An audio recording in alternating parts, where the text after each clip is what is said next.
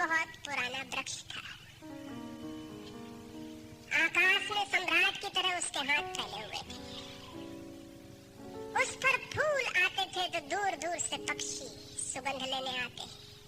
उस पर फल लगते थे तो तितलियां उड़ती। उसकी छाया, उसके फैले हाथ, हवाओं में उसका वो खड़ा रूप आकाश में बड़ा सुंदर था। एक छोटा बच्चा उसकी छाया में रोज खेलने आता था। उस बड़े वृक्ष को उस छोटे बच्चे से प्रेम हो गया। बड़ों को छोटों से प्रेम हो सकता है अगर बड़ों को पता ना हो कि हम बड़े। वृक्ष को कोई पता नहीं था कि मैं बड़ा हूँ। ये पता सिर्फ आदमी को होता है, इसलिए उसका प्रेम हो गया। अहंकार हमेशा अपने से बड़ों को प्रेम करने की कोशिश करता है। अहंकार हमेशा अपने से बड़ों से संबंध जोड़ता है। प्रेम के लिए कोई बड़ा छोटा नहीं, जो आ जाए उसी से संबंध जुड़ जाता है। कोई छोटा सा बच्चा खेलता आता था उस वृक्ष के पास, उस वृक्ष का उससे प्रेम हो गया। लेकिन वृक्ष की शाखाएं ऊपर थीं, बच्चा छोटा था, तो वृक्ष अपनी शाखाएं उसके लिए नीचे झुका था ताकि वो फल तोड़ सके, फूल तोड़ सके। प्रेम हमेशा झुकने को राजी है, अहंकार कभी भी झुकने को राजी नहीं। अहंकार के पास जाएंगे तो अहंकार के हाथ और ऊपर उठ जाएंगे ताकि आप उन्हें छू ना सके, क्योंकि जिसे छू लिया जाए वो छोटा आदमी है। जिसे न छुआ जा सके, दूर सिंहासन पर दिल्ली में हो, वो आदमी बड़ा आदमी है। वो वृक्ष के शाखाएं नीचे झुकाती जब वो बच्चा खेलता हुआ आता, और जब बच्चा उसके फूल तोड़ लेता तो वृक्ष बहुत खुश होता, उसके प्राण आनंद से भर जाते। प्रेम जब भी कुछ दे पाता है तब खुश हो जाता है। अहंकार जब भी कुछ ले पाता है तभी खुश होता है। फिर वो बच्चा बड़ा होने लगा। वो कभी उसकी छाया में सोता, कभी उसके फल खाता, कभी उसके फूलों का ताज बना के पहनता और जंगल का सम्राट हो जाता है।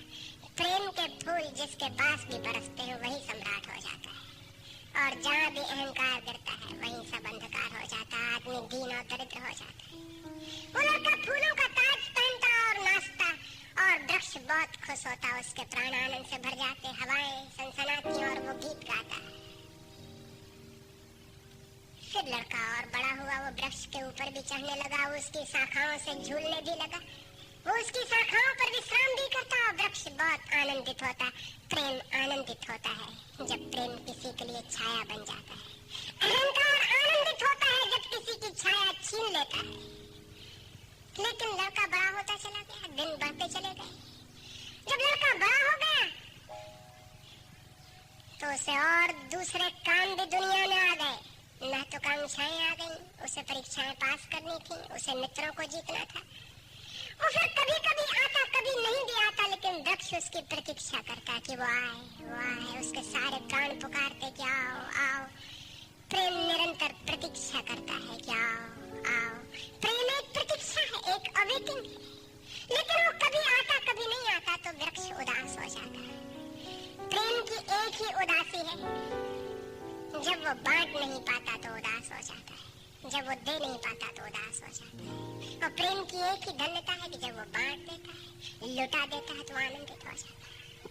फिर लड़का और बड़ा होता चला गया और वृक्ष के पास आने के दिन कम होते चले गए। जो आदमी जितना बड़ा होता चला जाता है, महत्वाकांक्षा के जगत में प्रेम के निकट आने की सुविधा उतनी ही कम होती चली जाती है। उस लड़के की एम्बिशन, महत्वाकांक्षा बढ़ रही थी, कहाँ वृक्ष, कहाँ जाना।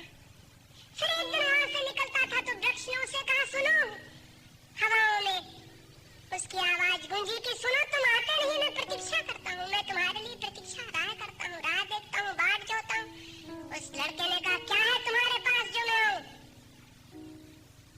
मुझे रुपए चाहिए।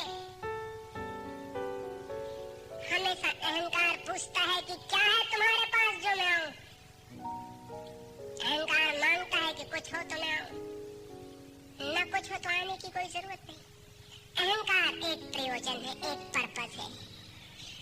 प्रयोजन पूरा होता हो तो मैं आऊं, अगर कोई प्रयोजन न हो तो आने की जरूरत क्या है। और प्रेम निष्प्रयोजन है,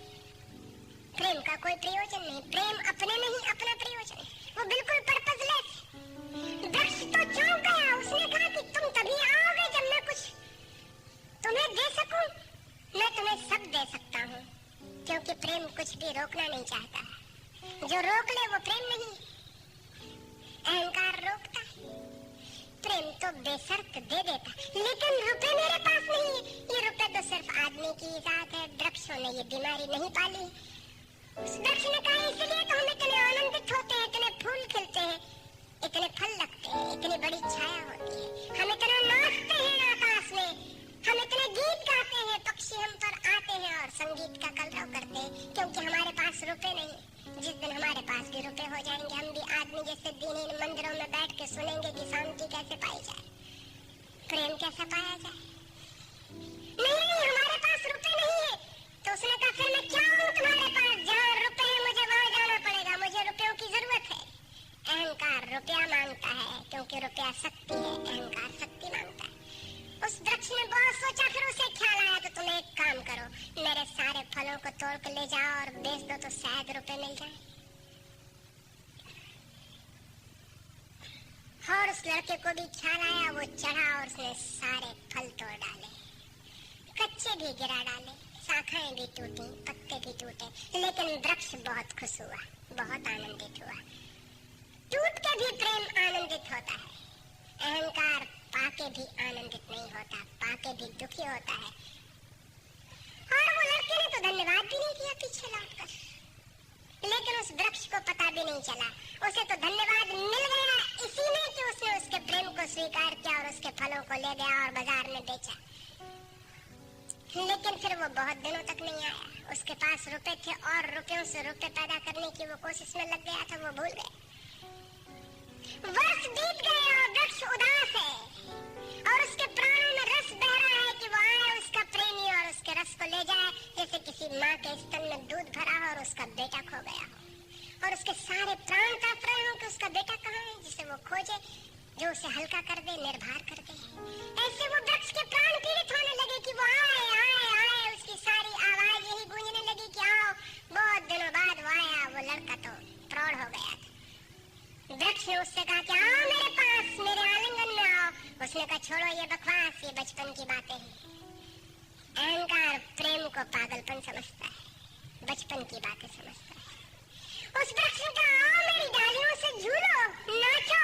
उसने कहा छोड़ो ये फिजूल की बातें, मुझे एक मकान बनाना है। मकान दे सकते हो तुम? वृक्ष ने कहा मकान? हम तो बिना मकान के ही रहते हैं, मकान में तो सिर्फ आदमी रहता है। दुनिया में और कोई मकान में नहीं रहता, सिर्फ आदमी रहता। सो देखते हो आदमी की हालत, मकान में रहने वाले आदमी की हालत, उसके मकान जितने बड़े होते जाते हैं, आदमी उतना छोटा होता चला जाता है।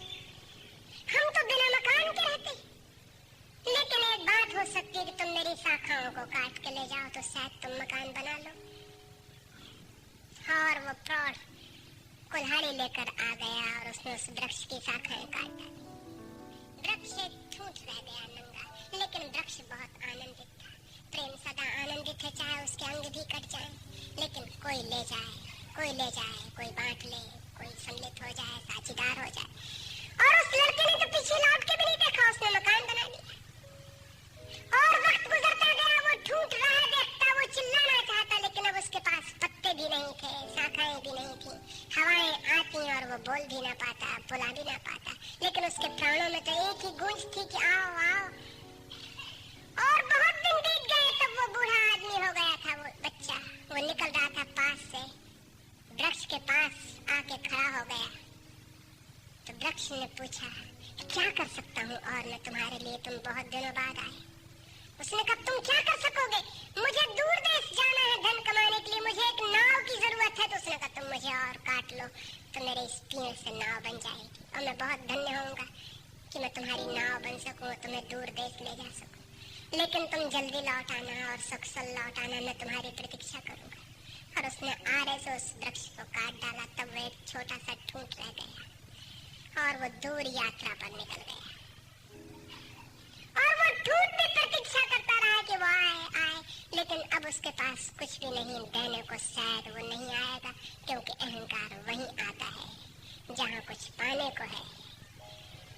अहंकार वहां नहीं जाता जहाँ कुछ पाने को नहीं। मैं उस ठूंठ के पास एक रात मेहमान हुआ था, तो वो ठूंठ मुझसे बोला कि वो मेरा मित्र अब तक नहीं आया और मुझे बड़ी पीड़ा होती, कहीं नाव डूब ना गई हो, कहीं वो भटक ना गया हो, कहीं किसी दूसरे किनारे पर विदेश में कहीं भूल ना गया हो, कहीं वो डूब ना गया हो, कहीं वो समाप्त ना हो गया हो। एक खबर मुझे भर कोई ला दे, अब मैं मरने के करीब हूँ, एक खबर भर आ जाए कि वो सफल है, फिर कोई बात नहीं, फिर सब ठीक है। अब तो मेरे पास देने को कुछ भी नहीं है, इसलिए बुलाऊंगी तो शायद वो नहीं आएगा, क्योंकि वो लेने की ही भाषा समझता है। अहंकार लेने की भाषा समझता है, प्रेम देने की भाषा है। इससे ज्यादा और कुछ मैं नहीं कहूंगा। जीवन एक ऐसा वृक्ष बन जाए और उस वृक्ष की शाखाएं अनंत तक फैल जाएं, सब उसकी छाया में हो और सब तक उसकी बाह फैल जाए, तो पता चल सकता है कि प्रेम क्या है। प्रेम का कोई शास्त्र नहीं है, न कोई परिभाषा है, न प्रेम का कोई सिद्धांत है।